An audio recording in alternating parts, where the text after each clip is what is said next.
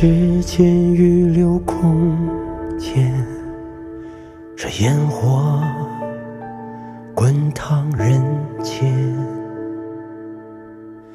生生不灭，深情最难。一面是闲谈，一面是考验。挥之不去，白马少年，这青葱郁郁从前。苍茫时刻，人心最难。有人出列，有人出现。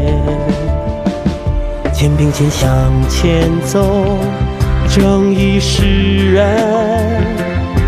静等时间给出的答案，坚持勇敢，哪怕再难，念念不忘中的圆满。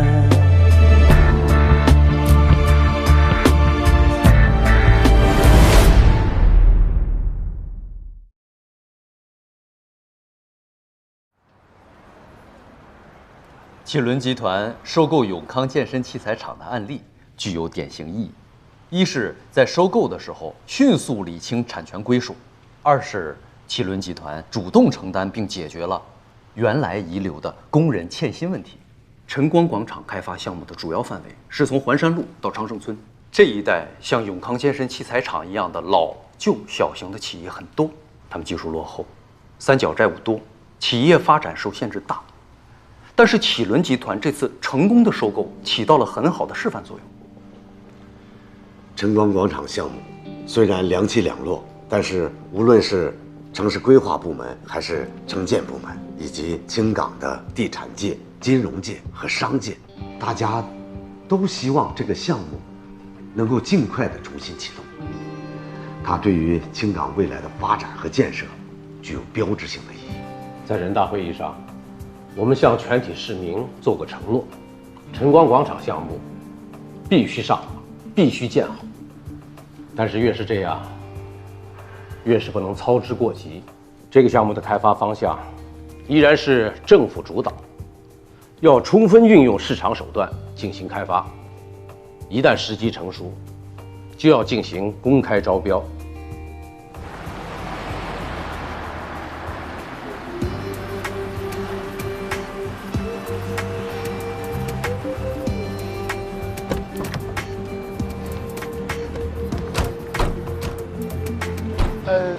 你们是？你好，我们是青港市人民法院执行局法官，我叫麒麟。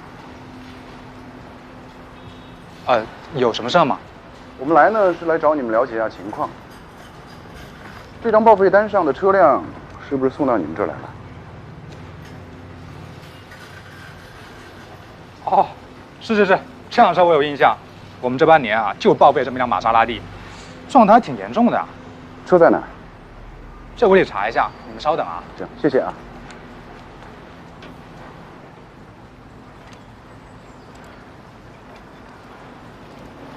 哎，我记得视频里那台车撞的不是太严重啊，难道是去4S店定损的时候又发生车祸了？听说过套牌车吗？套牌？车这方面他可骗不着我。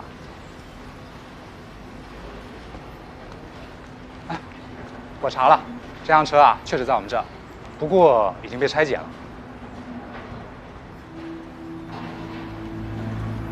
能带我们去看看吗？这边请。这边有很多散落的零件啊、碎玻璃什么的，你要小心点啊。这。每天送过来的车都挺多的。这本色我也有个。小心啊。那再往前走一点就到了。这车撞成这样。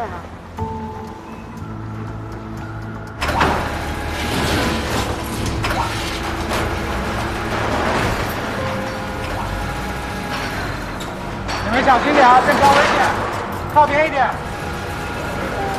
拆卸区了。啊，拆卸完的车子就成这样了，只剩下发动机了。发动机在那边。来。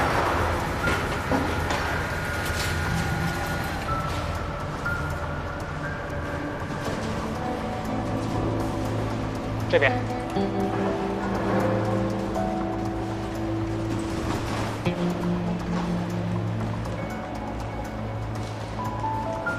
啊，都在这儿了。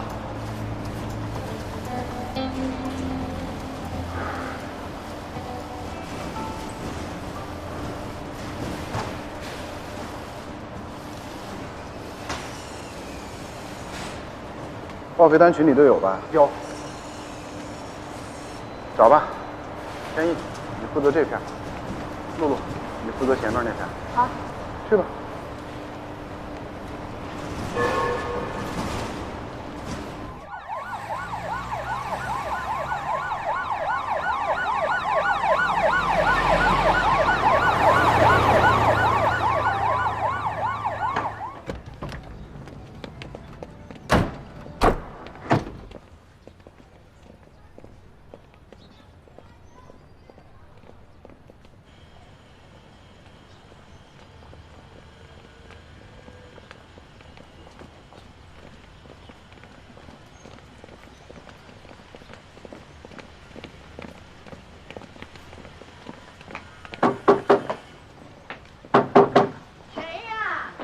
你好，我们是青冈法院执行局的。你找谁呀？我是青冈法院执行局的法官叶轩，请问孙欣欣是住在这儿吗？哎，是住在这儿。欣欣，有法官找你呢。欣欣，哎，刚才还在这给我熬药了。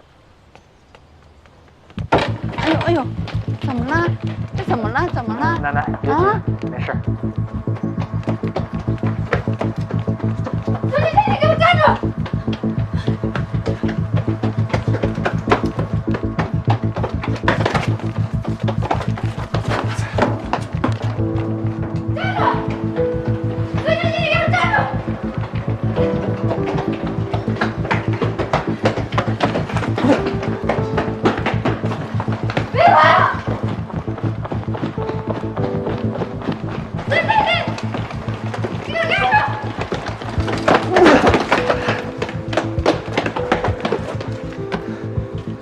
小子跑挺快啊，知道为什么找你吗？那你跑什么呀？你追我，我当然跑啊。刘泽光，你认识吧？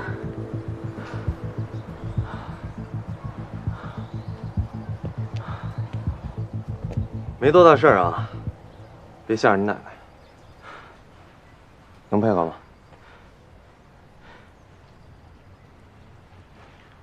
啊，您慢点。哎，你们找这个欣欣啊，是不是有什么事情啊？他是不是又犯错误了？您别急，我们就是来找他核实一下情况的。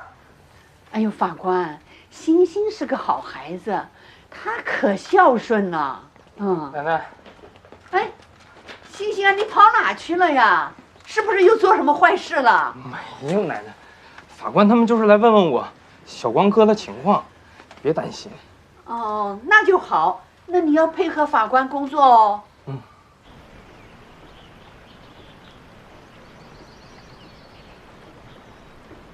总，沈处长来了。沈处长，欢迎欢迎。总想请您啊来我这茶室坐坐。您工作压力大，来放松放松，可总请不来您。楚市长告诫我们要与企业家交朋友，但是要时刻保持距离，这叫亲疏有度嘛。那我算亲的。您可是主动打电话跟我说要来坐坐，我开心坏了。今天我是来打前站的。坐一坐。来，请。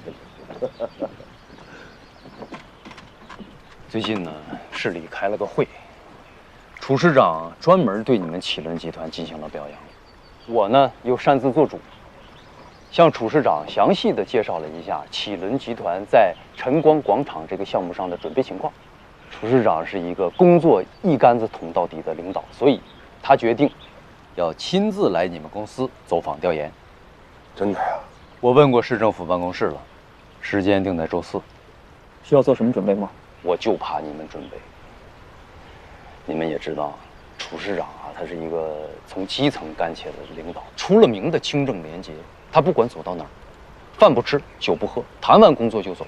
所以他来你公司视察，一包茶叶，一份纪念品都不要送，记住了。你看啊，领导这么支持我们的工作，也不能一点不让我们表达吧？这样显得太没礼貌，太不近人情了。李总啊，我还要专门的提醒你，千万不要把商场的那一套东西放在楚市长身上，要不真就把那点意思变成不好意思了啊！沈处长，李总，听沈处长，喝茶。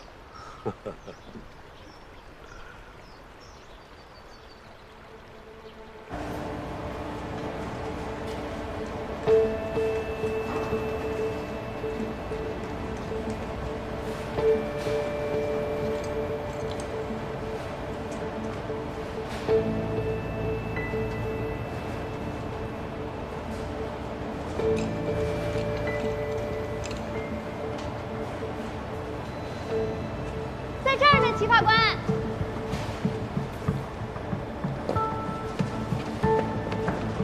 找到了，就是这台发动机。我们再核对一下。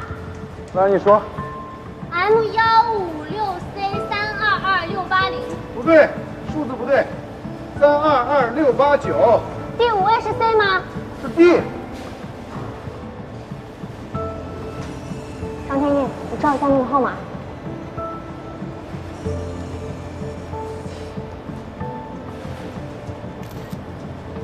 你不会搞错吧？他刚刚不是都说了吗？这大半年玛莎拉蒂就报废了这一辆，肯定是这个没跑。这刘泽光玩的够深的，狸猫换太子啊！这台发动机是玛莎拉蒂 M156C， 是高功率版本。原行驶本上是 M156D 低功率版本。不是这什么意思？你能说明白点吗？这压根儿就不是那辆车。你确定？当然了。同志，我们法院要就地查封这台发动机，请予以配合。刘泽光和我是高中同学，他有钱。我爸妈离了婚之后，俩人谁也不要我，我只能跟我奶奶过。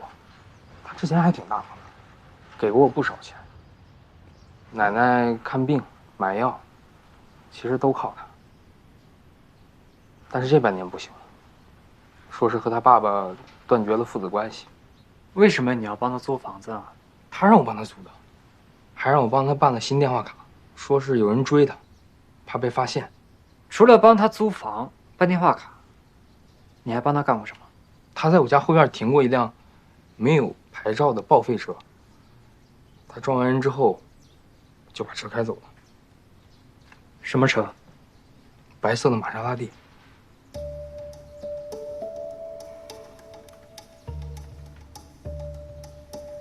你是说他有2辆白色的玛莎拉蒂？是啊，套牌车懂吗？他总是喜欢开快车，他怕出事儿，所以他早就准备了一辆一模一样的报废车。这不是派上用场吗？那你知道他那辆撞人的白色玛莎拉蒂现在在哪儿吗？这我真不知道。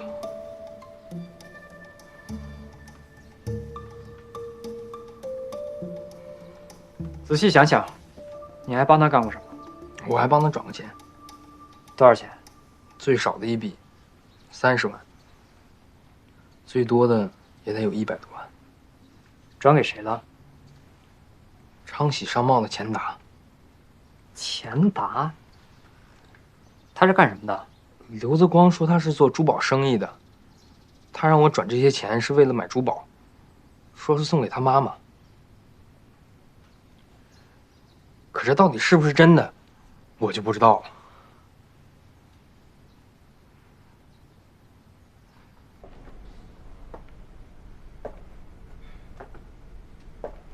有完没完？要不你们就拘留我，要么就把我放了。你们拘传最多就扣我24小时。懂法呀？还知道拘传不能超过24小时？我听说拘你的时候给你念法条，你说你听不懂，装的。说这些都没用，我没钱，赔不了。车呢？那辆玛莎拉蒂呢？我都说了，报废了，没有了。刘泽光，你知道恶意转移财产的严重性吗？我再给你重复一遍，在法律文书生效以后，隐藏、转移、变卖、损毁财产，导致无法执行的，根据刑法，有可能处3年以下有期徒刑。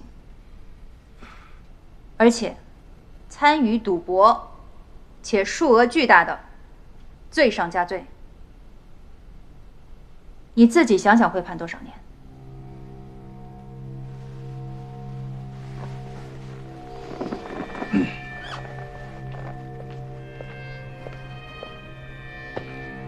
刘泽光，玛莎拉蒂发动机 M156C 和 M156D 有什么区别啊？没什么区别，就是功率不同。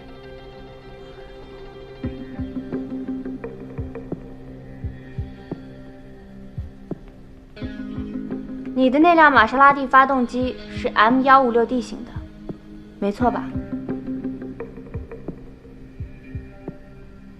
刘泽光，你还年轻，已经错了，就别再错上加错。说，那辆玛莎拉蒂在哪儿？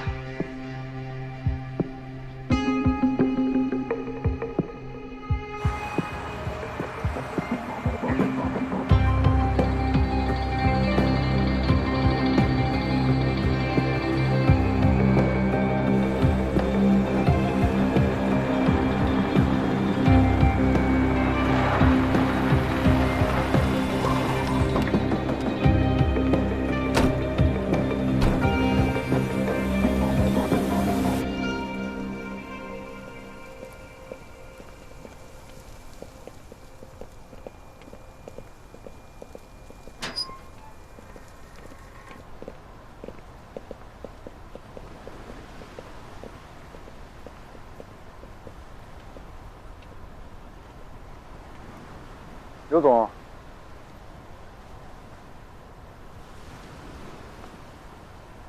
徐法官，你们怎么找到这儿来了？你的车牌是真的，跟刘泽光不一样，他用的是套牌。刘泽光那报废车是套牌的，这个败家的玩意儿。时间不多，我就不绕弯子了。我们都知道，任雪前期的手术费呢，是你帮忙垫付的。这说明你不是没有钱，可是为什么现在你不愿意帮他支付赔偿金呢？我现在不想提他。问题总是要解决的嘛，恐怕你不能不提。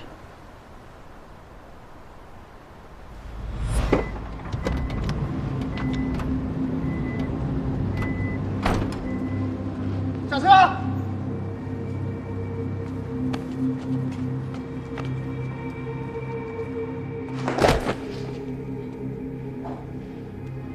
爸，老郭，你脸上怎么回事啊？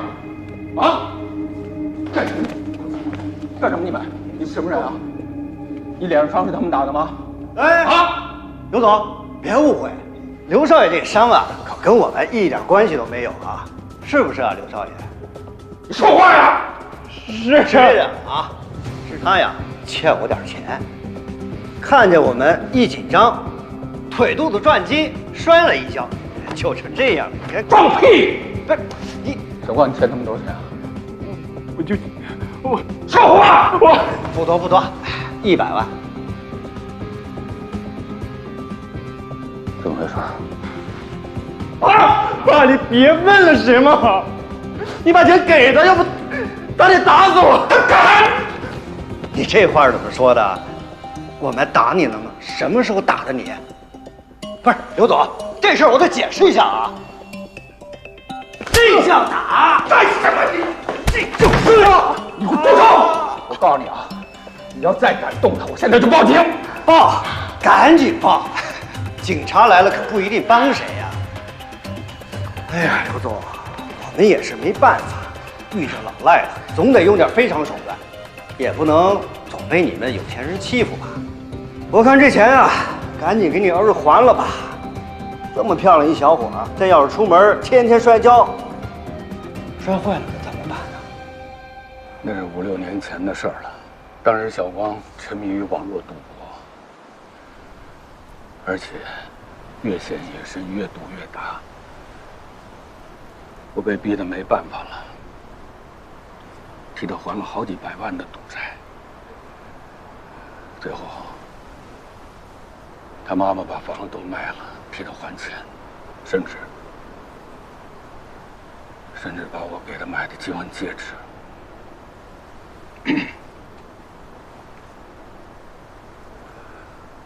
老话说得好，虎毒不食子。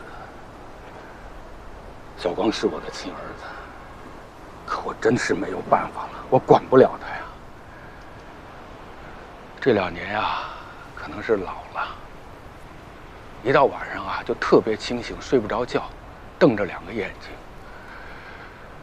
吃安眠药也不管用。这好容易闭上眼睛啊，这眼前呀，就全是小光，只有一个场景，梦见小光在街上被人追、被人打、被人追着用刀砍。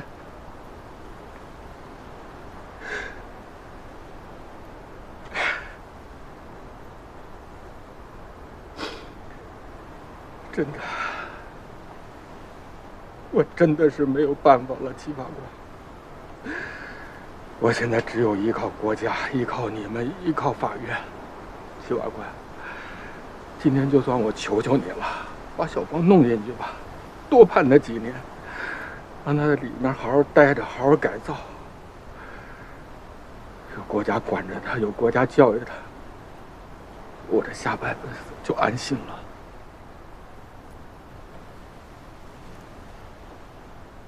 可怜天下父母心。刘总，你的心情我能够理解，但是你的做法我不能接受，这是在逃避责任。逃避责任？我逃避什么责任了，七法官？任雪的手术费我是第一时间支付的吧？我逃避责任了吗？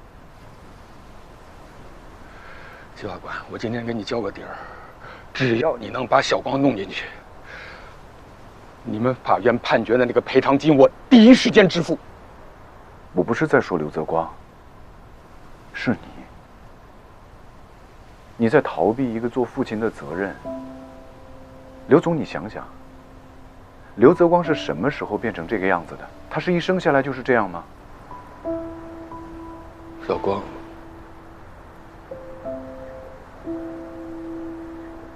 想想小光啊，原来真还是个好孩子。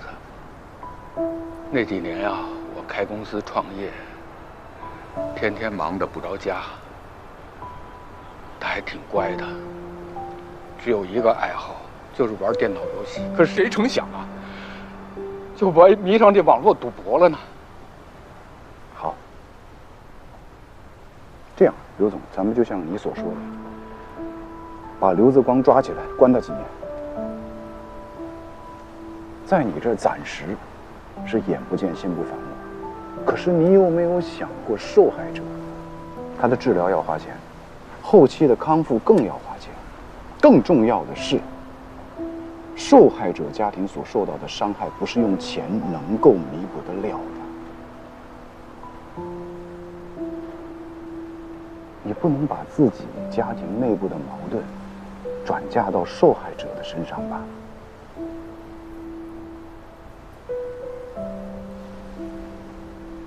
我希望你能够慎重的再考虑考虑。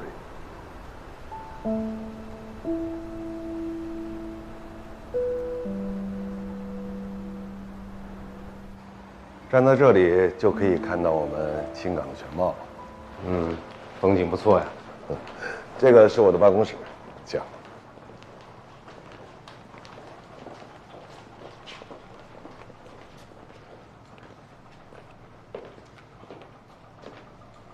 陈总的办公室很气派嘛。哪里。楚市长，请坐。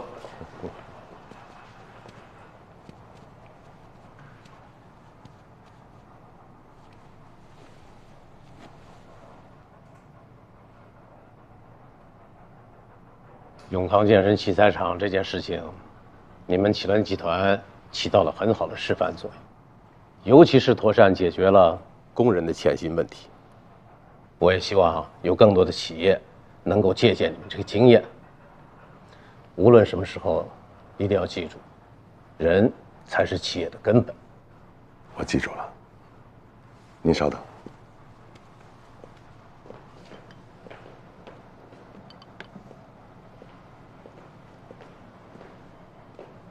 楚市长第一次来我们启伦集团，小小礼物不成敬意。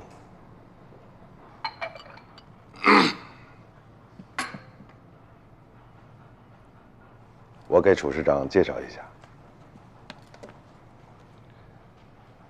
这个瓶子的底部放的是咱们青港各个区的泥土，山上的土，海边的沙，这上面呢是咱们青港农作物的种子，有玉米，有稻谷。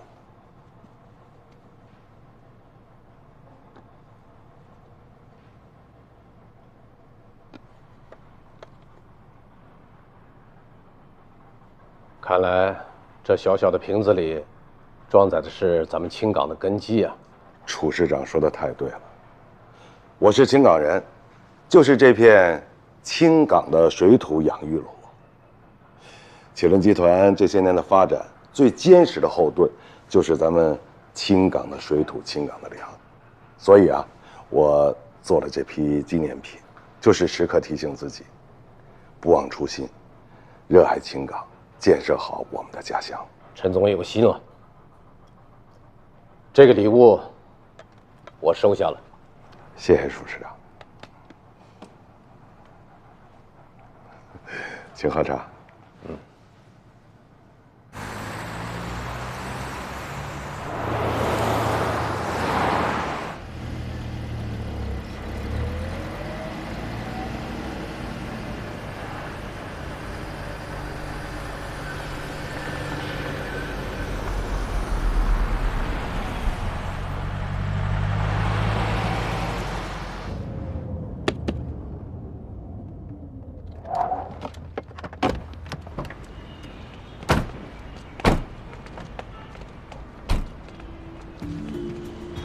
玛莎拉蒂。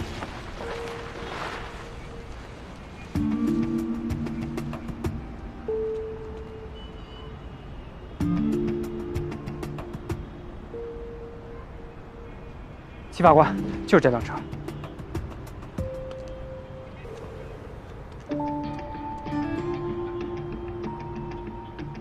那是钱达的车。少勋，跟我来。叶璇，你马上打电话报警。张天翼还有田佳，你们两个人负责拍照取证。完事儿之后，联系一台拖车，把这台车扣押回法院。另外呢，把咱们这2台车调到入口去。明白，快点，把车调到入口。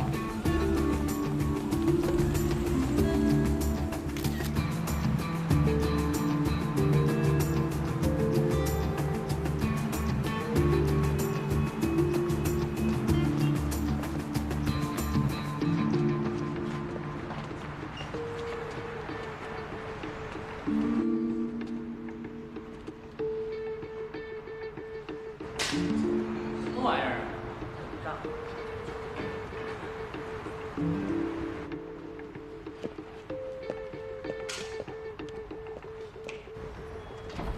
你们俩干嘛呢？哦，找一下钱达，钱总。什么事儿？买宝石。谁介绍的？孙欣欣。钱总不在，你们1个小时后再来吧。好。走吧。好。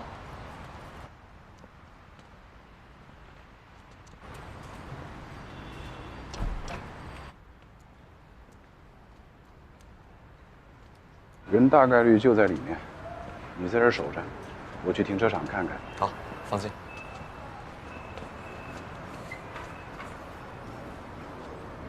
冲，过来一下。怎么了，大哥？刚才外面什么人？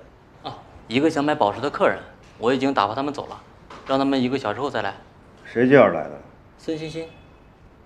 谁？孙欣欣，就刘泽光屁股后面那小弟。收东西。不是，怎么了，大哥？那刘泽光都被抓进去了，还能介绍什么好人？别他妈玩了，赶紧收东西！把东西都给我收拾齐了啊，一个别落。后面。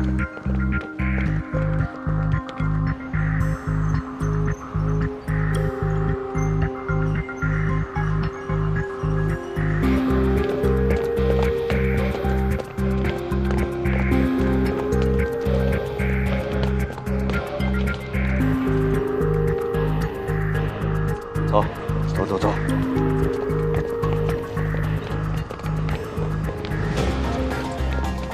田总，干嘛去啊？找你半天了。找我干嘛？买宝石啊。改天。别改天了，就今天吧。你们他妈谁呀？自我介绍一下啊，我是青港市人民法院执行局的法官，我叫麒麟。这几位呢是我的同事。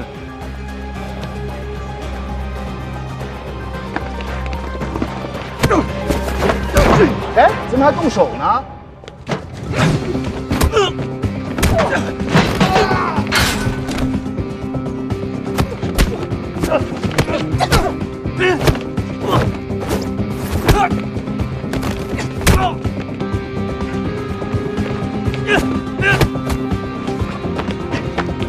别动！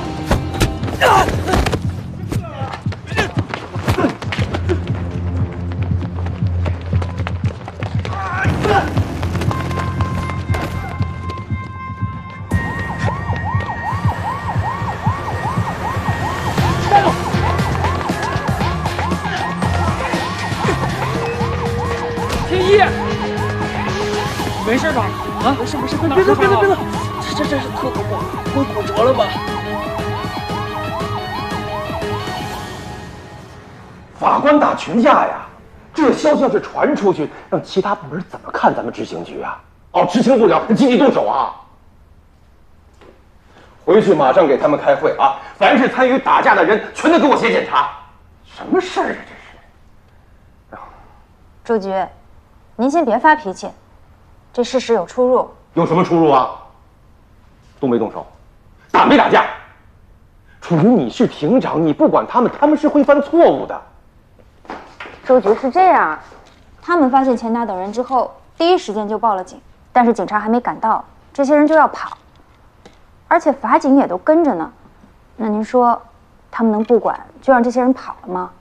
您可以仔细看看执法记录仪，他们第一时间就亮明了自己的身份，而且是对方先动的手。我在跟你讨论谁先动手的事吗，楚云？现在是没有人受伤。如果要是出了事，后果是很严重的。我们是法官，不是警察呀。当初啊，麒麟在马场的时候，你什么态度啊？你现在怎么都变了？该法官干的事儿啊，我们绝不退让；不该法官干的事儿，我们不能蛮干呐。还有那个田家那个小丫头片子啊，你说个儿也不高吧，大打出手，拦都拦不住。我跟你说，就是你这个庭长啊，再这么护下去，他们胆子会越来越大的。你给我反省，你给我写检查。好的，周局，我写检查，我一定深刻的检查。但是这检查，我一个人写就行了吧？其他人就算了吧。不要讨价还价。哎，你想想啊，今天这个事儿，如果不是田家救了麒麟，麒麟现在有可能就躺在医院了。对方人再多点儿，你们执行二庭啊，能平平安安的回来几个人呢？我们是法官，用的是这儿，不是这儿。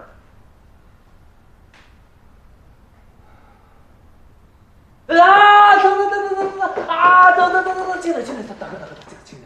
我去，等，啊！走！我知道你很疼，吃点好吃的补一补，甜食能让人快乐。我感觉我真骨折了。要不还是上医院看一看，拍个片子稳妥一点。张天野，咱们复盘一下啊。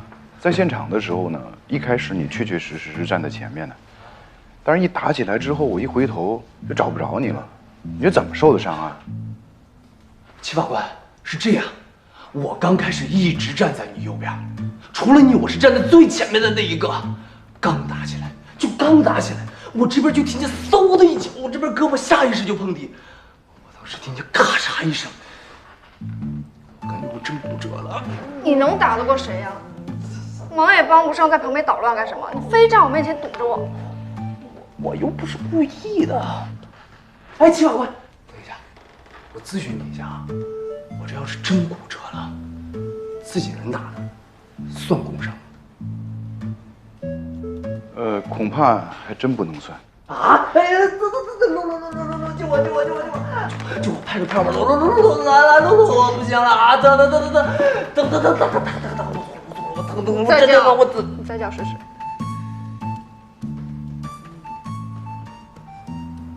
既然这辆玛莎拉蒂找到了，刘泽光隐藏转移资产的事实已经成立，后续工作你们要抓紧啊。刘泽光的父亲刘川答应，今天会将赔偿金打给任选。怎么回事？麒麟去找了刘川一趟，具体怎么聊的我还没问。他给我打电话说，刘川做出主动赔偿，是希望为刘泽光的行为减轻一些罪责。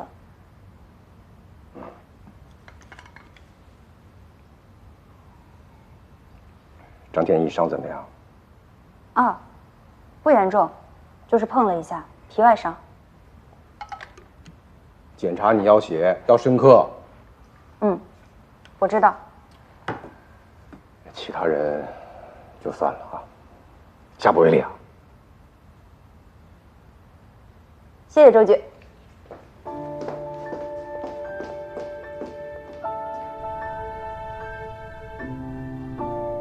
刘泽光逃避责任，他的良心被狗吃了。我女儿以后再也不能跳舞了。一条腿，就这90万吗？就这90万也不肯赔吗？他还有没有人性啊？子不教，父之过，你们负有不可推卸的责任。行了，别说了，你们起来吧。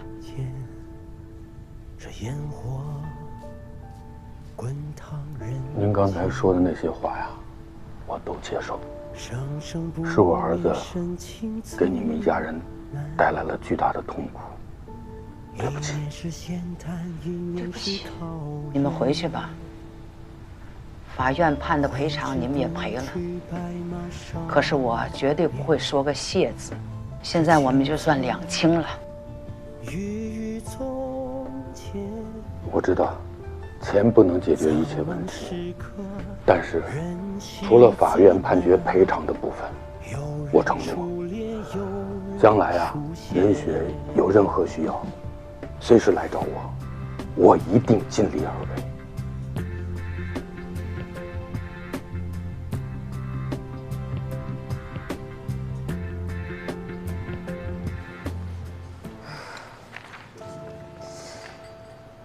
一笔的都是烂账，根本没什么盈利。倒是有一笔，200万的股权转让费，这怎么回事？董明当时忽悠一个叫方强的傻小子，买了他器材厂10%的股份。你确定吗？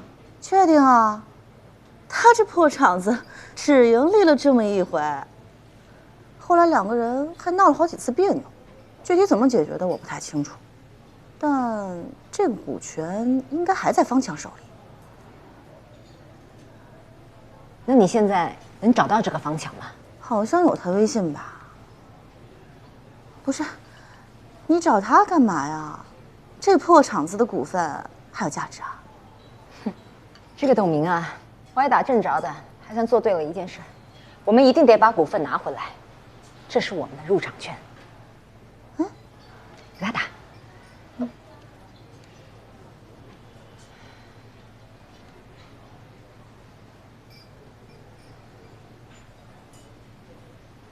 没人接。没事，等会接着他，我们一定想办法找到他。田家，你这么能打，怎么平时一点都不露呢？没机会展示，我总不能满世界宣扬去吧？什么时候打？至少我得先把规则说好吧。要不然我先让他3局。不用。他们什么时候把田家带过去的？10分钟以前，你去周局那汇报的时候。说是以武会友，互相请教。我听齐法官跟少军说，只许成功，不许失败，输了得请客。少军多可恶！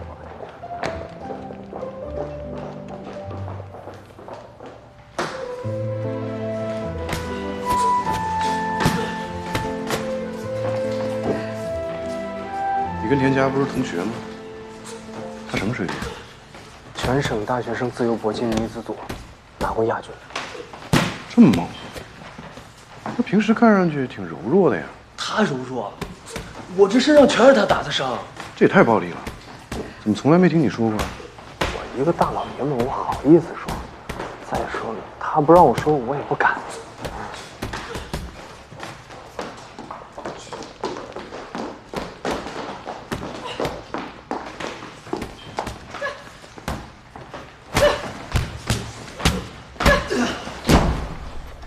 田家，加油！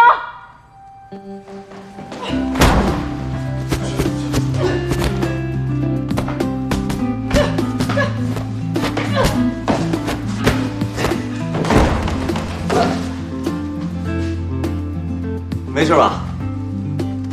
不过我确实也没想到，你这比赛经验确实挺丰富的。但是我提醒你啊，你是个法官，多动脑子少动手，以后不该冲动千万别冲动啊！有我们法警保护你。来吧，起来。这局我输了，咱们再打2局，3局2胜。行了，友谊第一，比赛第2啊，点到为止就行了。对，点到为止。少军，你的职责是保护法官，不是把法官打到地上啊。解释一下啊，是田家呢主动要求挑战少军的。收了吧，别影响下午工作。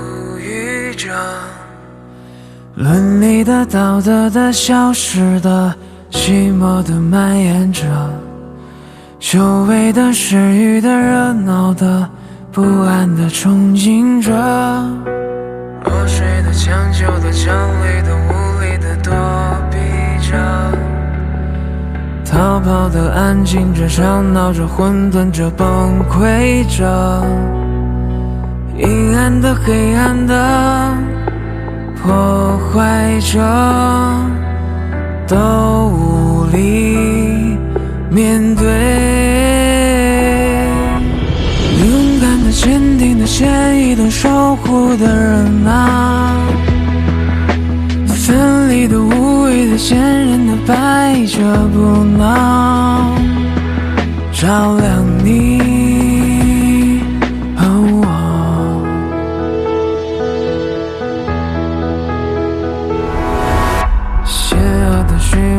卑鄙的、懦弱的、复杂着，伦理的、道德的、消失的、寂寞的蔓延着，阴暗的、黑暗的破坏着，都无法抵挡。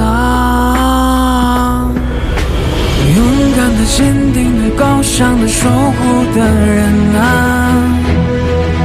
奋力的、无畏的、前行着、摆着不挠，照亮你。